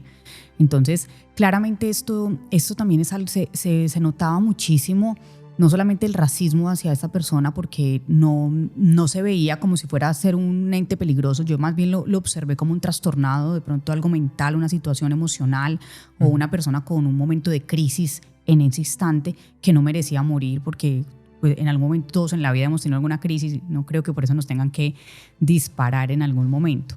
Entonces sí se vio que estos policías yo realmente creo que no estarían capacitados para manejar una acción de estas. Creo que parecían más policías de tránsito que policías para manejar una situación de estas. Fueron completamente insensibles. Pero una cosa además que fue muy impactante era que precisamente al principio, antes de que empezaran a inmovilizarlo y todo eso, él empezó como a cooperar en cierta medida. No me acuerdo la frase exacta que dijo, pero dijo como una frase como diciendo no quiero como morir aquí, o en fin, que no quiero que este sea mi final, como diciendo que voy a colaborar, por favor. Voy a colaborar. Claro, o sea, Les decía, ya anticipándose a un posible acto de racismo brutal, ¿no? y de violencia policial. Anticipándose a que lo iban a matar. Sí, él decía, voy a colaborar, salió a la calle, le decía a la gente, y también lo complejo es los ojos, las miradas de las demás personas, porque en esa localidad siempre hay muchas personas alrededor y la mirada como tan ahí, sin importar absolutamente nada de lo que estaba sucediendo, gente grabando, también se escuchaba gente riendo. Entonces, claramente sí hay algo racista completamente ahí, no solo de la policía, sino también de la gente que está alrededor legitimado por el en contexto, esa localidad, legitimado por el contexto. Entonces, de muy delicada una acción de esas. Básicamente es lo que sería como un ensañamiento, ¿no? Es como cuando se asesina a una persona, no sé, se le dan 87 puñaladas. Es como, vamos a ver, las 2 primeras a lo mejor matan a la persona, pero el resto es un odio visceral. Claro, aquí es lo mismo, ¿no? Es como, vale, yo te inmovilizo, te dejo en el suelo y tal, pero es que tanto disparo de Taser es que sobra completamente, porque es que es innecesario, ya la persona no supone una amenaza, está totalmente inmovilizada, es que sobra, es un ensañamiento policial. Se estaban divirtiendo con esa persona. Y además la policía, ahora que me he acordado, había un dato interesante que era que llamaron, ellos empezaron a sospechar de que la cosa no iba bien, llamaron a los servicios sanitarios, pero sin embargo no quisieron dar la información de que le habían dado descargas con el Taser, sino que hicieron como que al inmovilizarlo parecía que se había puesto nervioso, que le había dado alguna especie de, no sé, algún tipo de paro cardíaco por la tensión o por algo así, cuando en realidad le habían hecho lo del Taser. Es decir, que encima ocultaron información a los servicios sanitarios que a lo mejor podía haber hecho que actuaran de manera más proactiva y previniendo a lo mejor la muerte. Claro. Pero claro, como los sanitarios pensaban que simplemente era una especie de causa natural, pues tampoco quisieron actuar dándole tanta importancia porque no pensaban que fuera a ser tan grave, ¿no? O sea, es que hay ahí una cosa muy turbia, no sé, a mí me impactó muchísimo, la verdad.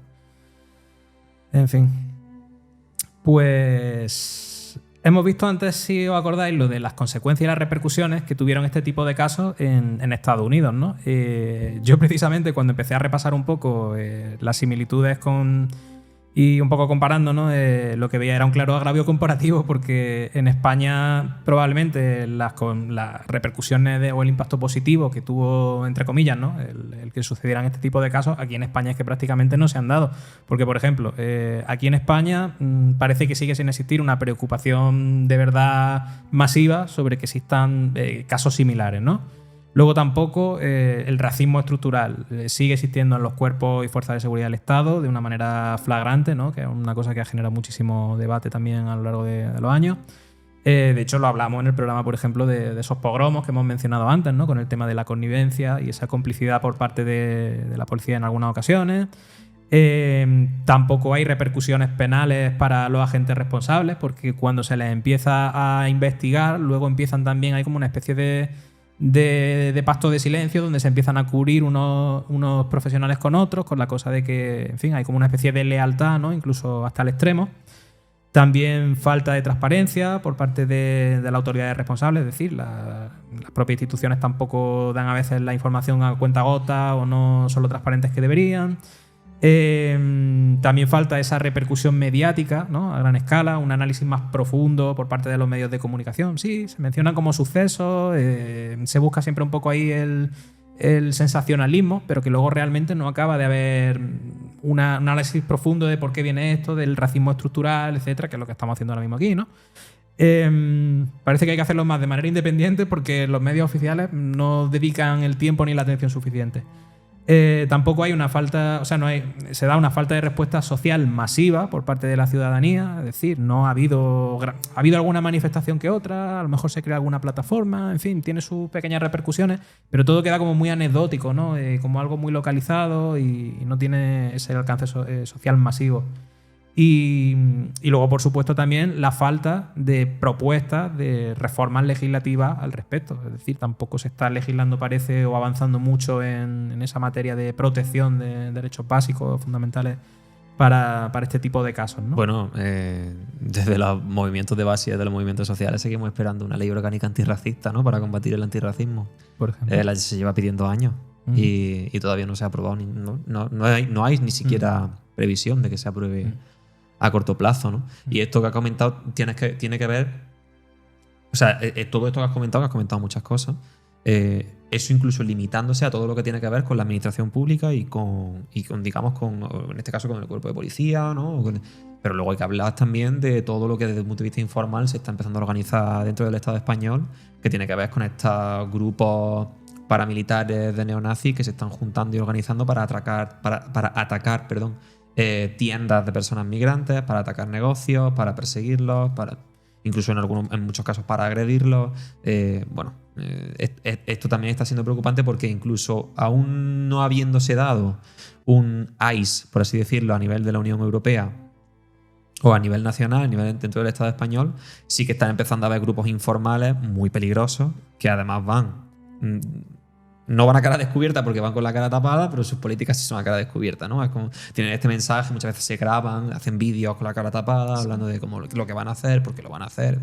Entonces, yo creo que también dentro de este análisis profundo que tú sugieres que se debería hacer, es súper importante que se conecte una cosa con la otra, es decir, que se conecte por un lado esa connivencia institucional, esa connivencia estructural dentro del funcionariado público, dentro del cuerpo de policía, dentro de todo lo que tiene que ver con el proceso de denuncia, con la validación de la denuncia, con creer a la víctima, con tal. O sea, dentro de todo eso además se tiene que conectar con esos otros grupos informales que están saliendo y que en muchos casos tampoco se les está persiguiendo como se le debería perseguir. Claro, todos estos casos requieren, yo creo, de un análisis lo que es sociológico profundo, multidisciplinar, porque tiene un impacto y un alcance transversal, ¿no? A todos los niveles. Entonces, es verdad que haría falta algo más de hacer hincapié por ahí. En fin, ¿alguna cosita, Nathalie, que quieras comentar? Bueno, estoy escuchándolos porque de pronto del tema de España como tal, pues no tengo tanta claridad en algunos puntos. Pero según lo que estaban acá hablando, sí me genera una inquietud con esto de la regularización. Si ustedes expresan acá que España no tiene una ley, que están aplazando el tema de la ley antirracial y están aplazándolo, se están creando estos grupos paramilitares, estos grupos ciudadanos que están en desacuerdo. Hay unos movimientos muy conservadores, muy fuertes, que eso sí lo he notado por completo. Y ahora con este tema de la regularización, entonces, ¿cómo van a quedar estas personas? Esto es muy delicado. ¿Por qué? Porque estas personas van a sentir que pasaron por encima de ellas, de que no están validando sus opciones ideológicas. Entonces, ¿qué van a hacer? Se van a fortalecer. Van a generar ya no van a dejar de ser un grupo que vayan e intimiden a un tendero. Y van a empezar a crear agremiaciones o asociaciones. Nosotros vivimos eso en Colombia, con el paramilitarismo. Y eso se generó un conflicto de años. Eso es muy delicado. Ustedes están todavía en un momento álgido, en un momento que no está todavía álgido, en un momento puntual para poder detener este tipo de dinámicas. Porque por un lado está el gobierno que dice, bueno, todos bienvenidos, todo maravilloso, les vamos a regularizar a 500.000 o hasta 1.000.000. Pero por otro lado, inevitablemente hay grupos estructurales, partidos políticos, religiosos, hay cantidad de sistemas que están diciendo, no, esto no lo queremos en nuestro país y somos españoles y por encima de nosotros no pueden pasar. Entonces ahí es donde se empiezan a crear unos bloques muy fuertes, ideológicos, que después se convierten en bloques de violencia. Y es muy delicado. Entonces, esa ley antirracista, esa ley claro, pero al tiene final, que... claro, efectivamente, es que esos bloques se crean... Bueno, aquí hay como varias cosas que comentar, ¿no? La primera es que cuando se vuelve necesaria una medida de regularización de tanta gente, eso tiene que ver... Ahí toca asumir responsabilidades institucionales también con la propia ley de extranjería que tú tienes, porque cuando tú tienes una ley de extranjería que hace embudo a las personas que emigran aquí, al final se te acumula tanta gente que cuando las quieres regularizar de golpe... facilitas, o sea, que es súper necesario hacerlo, es que es súper necesario, porque además son gente que está contribuyendo, que está trabajando, que tiene derecho a tener acceso a... Bueno, entonces, claro, cuando tú tienes que hacer eso, lo que haces es, en cierta medida, como tú ya has generado esa situación, lo que haces o lo que se origina es que provocas que la gente que está al otro lado y que está totalmente en contra de esa política que tú estás haciendo, la aproveche para mentir. Y para construir un escenario, pues bueno, se han dicho muchas cosas que no tienen ningún sentido, ¿no? Como por ejemplo que el PSOE iba a utilizar esta regularización para no sé qué elecciones de la comunidad autónoma o que quería utilizarlas para las siguientes elecciones generales, ¿no? Cuando realmente esa gente no va a poder votar, por mucho que se la esté regularizando. Entonces, claro, cuentan un relato que eso también alimenta ese crecimiento de esos movimientos que estábamos comentando, ¿no? Pero claro, ahora es que yo creo que hay un peligro todavía mayor, que ya no tiene solo que ver con la cuestión de cómo estos grupos paramilitares no institucionalizados están surgiendo, que están surgiendo y no solo aquí, en toda Europa, sino que ahora la propia Unión Europea quiere fortalecer su reglamento antimigratorio, ¿no? Y esto ya sí que es un problema, porque aquí ya sí que se podría llegar a constituir un ICE europeo, que eso todavía no ha pasado. Pero la Unión Europea está empezando a comparar el relato de Estados Unidos y del gobierno de Trump en torno a la necesidad del control migratorio de una forma más agresiva. Claro, es que el tema del control migratorio es complejo, es complicado. De hecho, el ser humano es migrante desde tiempos de la Biblia, ¿cierto? Pero es complejo porque se tendrá que haber un control por el tema también de criminalidad, que es por donde entra en el discurso, el tema de criminalidad. Pero entonces, si hay un control a la migración, entonces también hay por qué satanizan el control a la descolonización. Porque es que la migración existe por la colonización. Porque si tú vas y atacas territorios, pues y los territorios se vuelven pobres para que tú puedas ser rico, como Europa es lo que más le ha gustado hacer, entonces pues esa es la razón por la cual Sudán, Siria, África entera se empiezan a mover. Y a mover. Pero es que la inmigración solo es mala cuando viene a mi país. Entonces, cuando yo voy a los demás si tú haces guerra, por ejemplo, lo que estábamos hablando ahora, Donald Trump, ¿por qué empezó una guerra con Irán? Porque está perdiendo dentro de su escenario político. Entonces, si tú haces guerra, ¿tú cómo no vas a pretender que esas personas, tanto de Palestina, hasta la misma gente que está en Cisjordania, que no está en Gaza, que no estaba pues en esta situación tan compleja, o Líbano, o toda esta gente ahora en Irán, no se le pase, se le ocurre por la mente, me voy a Inglaterra, me voy a España, me voy a Francia, me voy a Italia? Es que claro, es que es algo normal. Entonces yo creo que lo primero que hay que observar es cómo las potencias del mundo están manejando su política exterior frente a los países que no están desarrollados, porque es que eso es como una causa y efecto. Entonces tú pones un control, pero sigues colocando un control, pero sigues colonizando minas. Entonces, ¿qué estás diciendo? Automáticamente estás diciendo, tú no puedes venir aquí, tienes que morir allí, mientras que yo te exploto. Correcto. Eso es algo muy cínico, completamente cínico. Entonces yo creo que eso también es un debate muy interesante que se tiene que dar, porque cuando los países en vía de desarrollo deciden tener políticas proteccionistas, ahí es donde la gente y las demás naciones empiezan a ver delicado y empiezan a considerar como dictaduras o cosas así. Entonces eso también hay que prestarle muchísima atención a esas dinámicas. De pronto ustedes hablaban de que un ICE aquí en Europa, el control migratorio acá en Europa se va a poner mucho más fuerte, muchísimo, pues, y más por las tecnologías, porque ya va a ser aparte de la cara, pues, biométrico. Pero yo creo que ya llegará un punto en el que socave los derechos humanos un poco complejo, porque Europa, de una u otra manera, que a veces se puede ver como algo bueno, pero también para estos guerreristas es algo malo, Europa se ha cimentado dentro de la diplomacia. O sea, Europa es el continente que le ha enseñado al planeta Tierra a ser diplomático. Y esa diplomacia tiene sus límites. Esa diplomacia no puede entrar a decir vamos a acabar con todos y ya. Pueden que acaben con todos, pero no lo dicen y no lo manejan de esa forma. Tienen que buscar herramientas más inteligentes para poder que la gente no sospeche que están acabando con todos. Entonces el ICE no tiene nada de diplomacia, entonces no creo que de pronto el ICE entre aquí a estos territorios de la manera en la que la funcionalidad que lo vemos en los Estados Unidos. Aquí en España pasa algo muy, muy curioso, porque España en estos momentos, la semana pasada fui a abrir una cuenta bancaria y fui a pedir un microcrédito, bueno, y entonces la señora ahí del banco, y le estaba dando yo inversiones, y entonces ella me dice como que no, esto está muy complejo, es la volatilidad del petróleo, eso se está moviendo muchísimo, entonces yo le estaba diciendo 10%, bueno, en fin, me dice, no, es que nosotros los españoles estamos sosteniendo la economía de Europa. Aquí está en términos financieros, y tú lo revisas en términos financieros y en estos momentos está sucediendo que España en estos momentos es una potencia económica por encima de Alemania.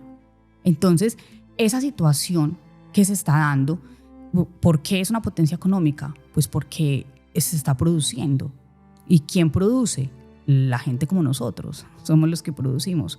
Y de hecho somos la clase media, somos los que pagamos realmente impuestos, porque los ultrarricos no pagan o pagan menos, y la gente de escasos recursos pues es la asistencialista, la que se le... Bueno, a ver, técnicamente todo el mundo paga impuestos, porque cuando el momento en el que tú vas a un supermercado y compras una barra de pan, o un transporte y todo, claro. Claro, podríamos decir que quienes realmente, los que menos pagan impuestos son los ricos, porque todo lo demás, todo el mundo paga impuestos. Las exenciones fiscales. Claro. Sí, pero quienes estamos como sosteniendo por lo general es la clase media trabajadora.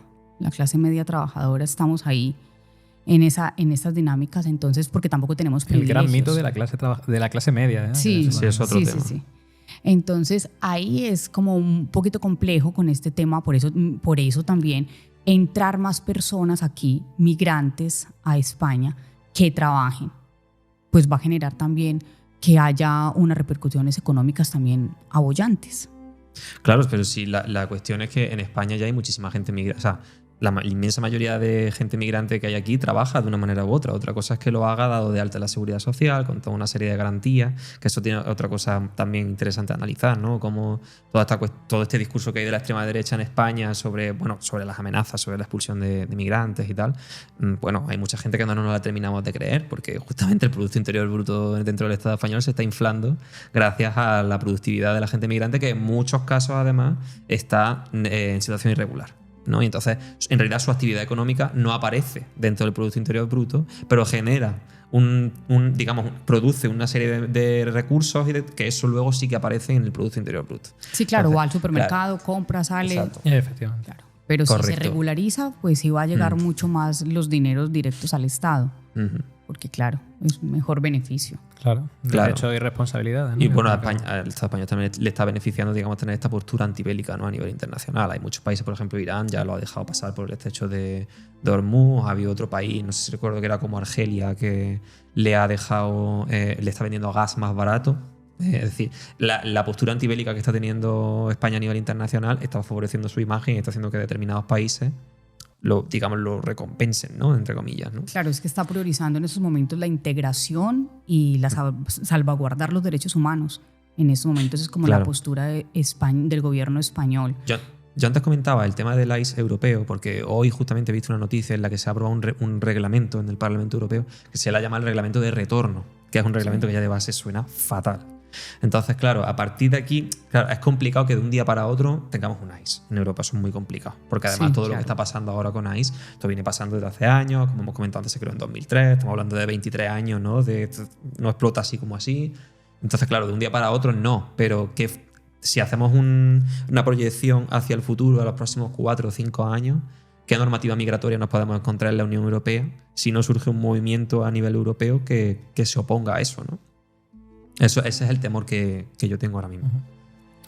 Bueno, yo creo que casi de manera orgánica habéis empezado a entrar un poco en lo que os iba a pedir. Iba a decir, bueno, pues después de este trío de patinaje sobre ice que hemos hecho hoy, dadme una breve conclusión final sobre el tema.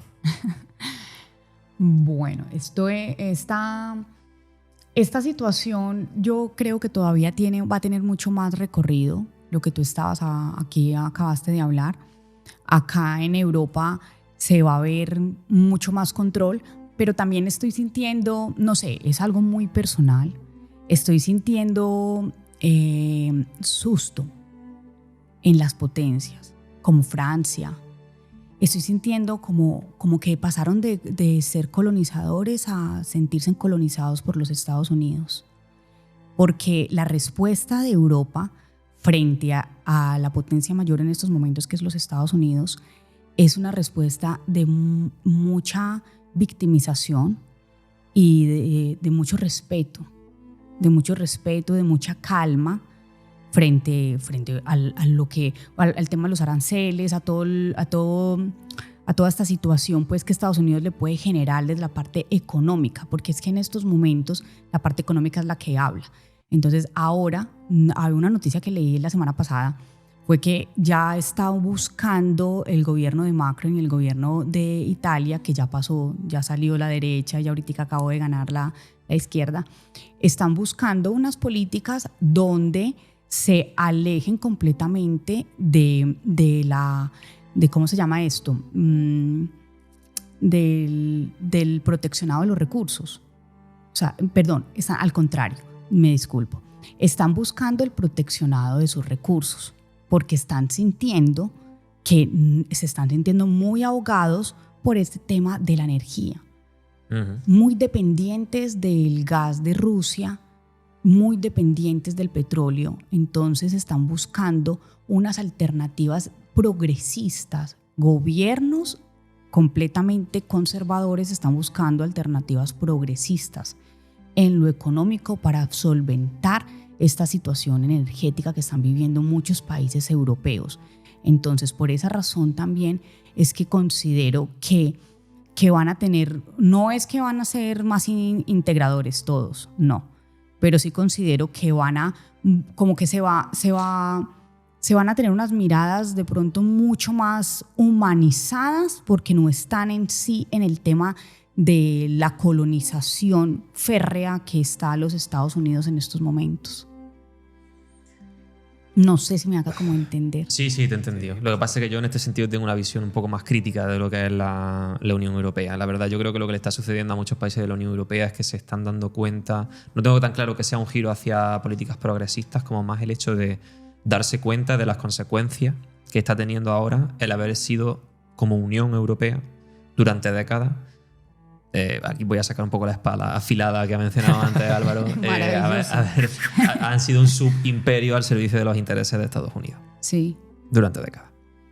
Entonces, claro, ahora ha llegado un personaje político como Donald Trump y ha dicho: tú me has estado sirviendo a mí, durante no sé cuánto, y no solo eso, sino que tú te has estado aprovechando de mí, incluso de dar la vuelta, ¿no? Como tú te has estado aprovechando de mi poder militar, de mi fuerza, de mi hegemonía, y ahora tú tienes que responder por mí, ¿no? Y entonces, claro, ahora es cuando Europa se ha dado cuenta del monstruo que han ido creando a base de silencio y a base de complicidad.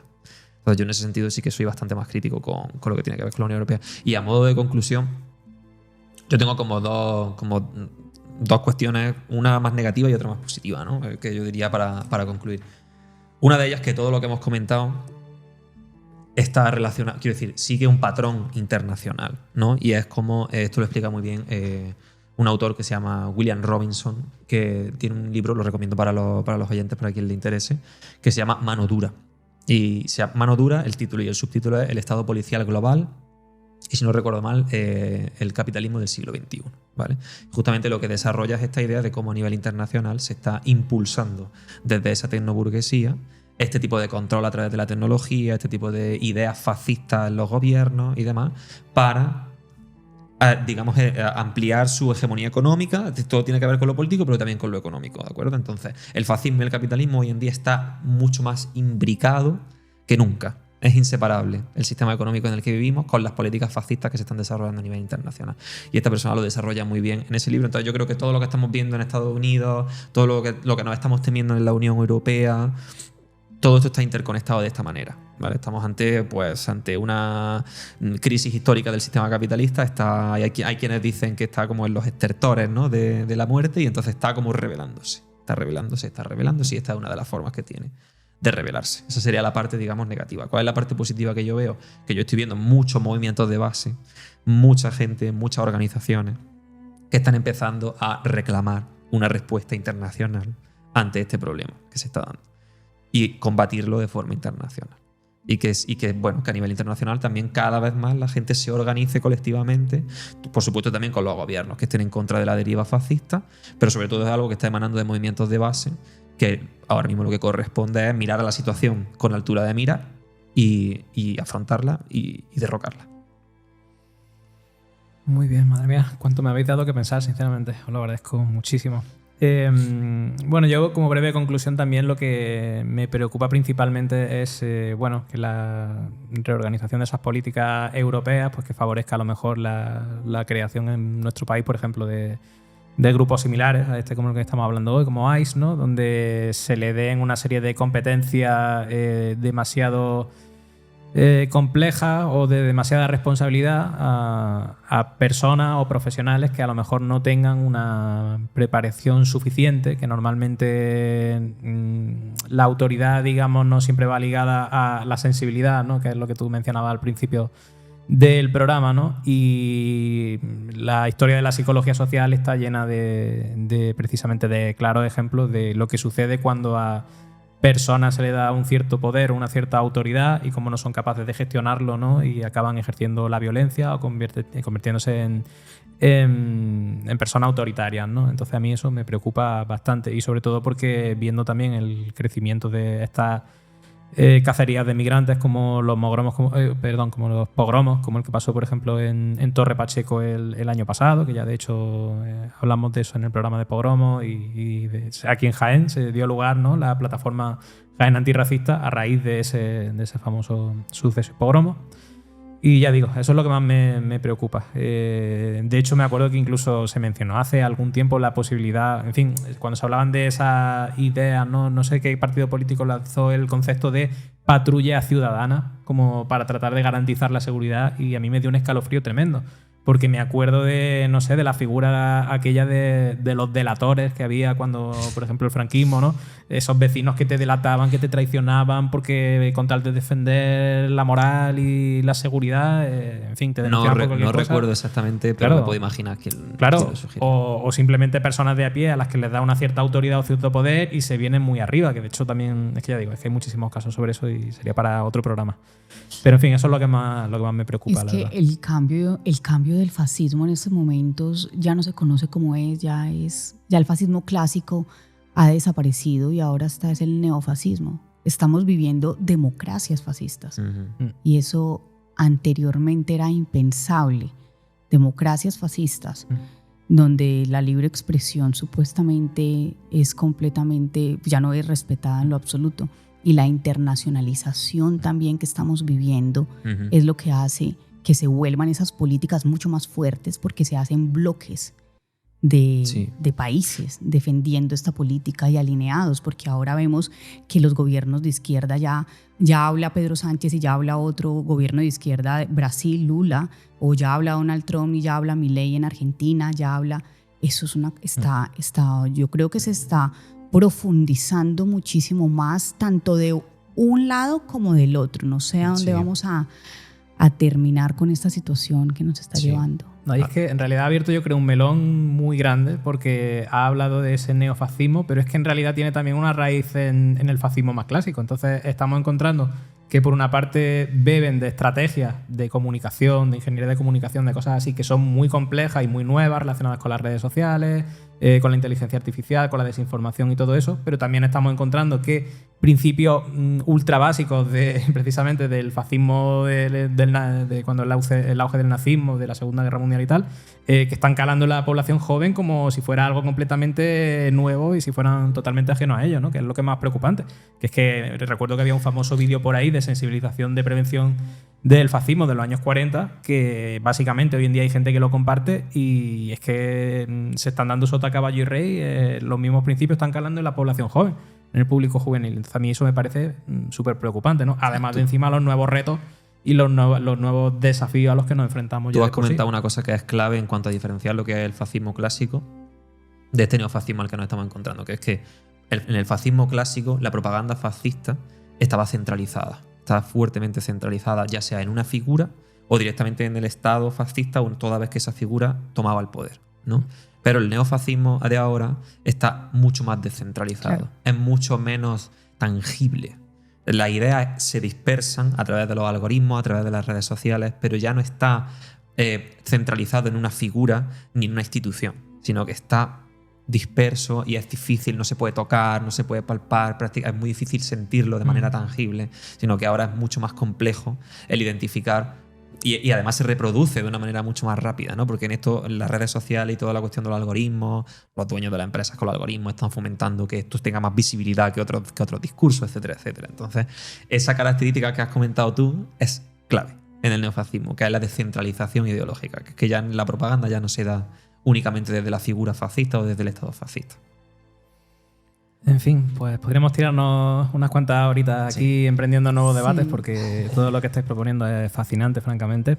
Pero bueno, llega el momento de irnos despidiendo y bueno, agradeceros muchísimo vuestra presencia en este programa, que de verdad creo que ha sido enriquecedor y nutritivo para mí personalmente, y espero que también para nuestros oyentes o televidentes, lo llamaremos ahora también, que tenemos el formato vídeo por ahí, les mandamos un saludito. Hola.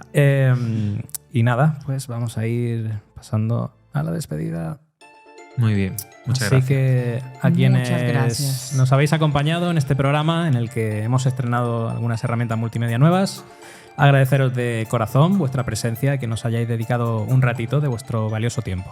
Deseamos que os haya resultado provechoso y nutritivo, y como siempre prometemos ir mejorando gracias a vuestro feedback y comentarios que podéis dejar en las redes sociales y en las distintas plataformas. Gracias por supuesto también a Jaén Acoge y a nuestra Federación Sur Acoge por apoyarnos y confiar en este proyecto, y nos vemos en el próximo programa. Pero antes os dejamos con una frase para la reflexión del famoso actor estadounidense Will Smith, que dice así: el racismo no es que ahora esté empeorando, es que ahora se está filmando.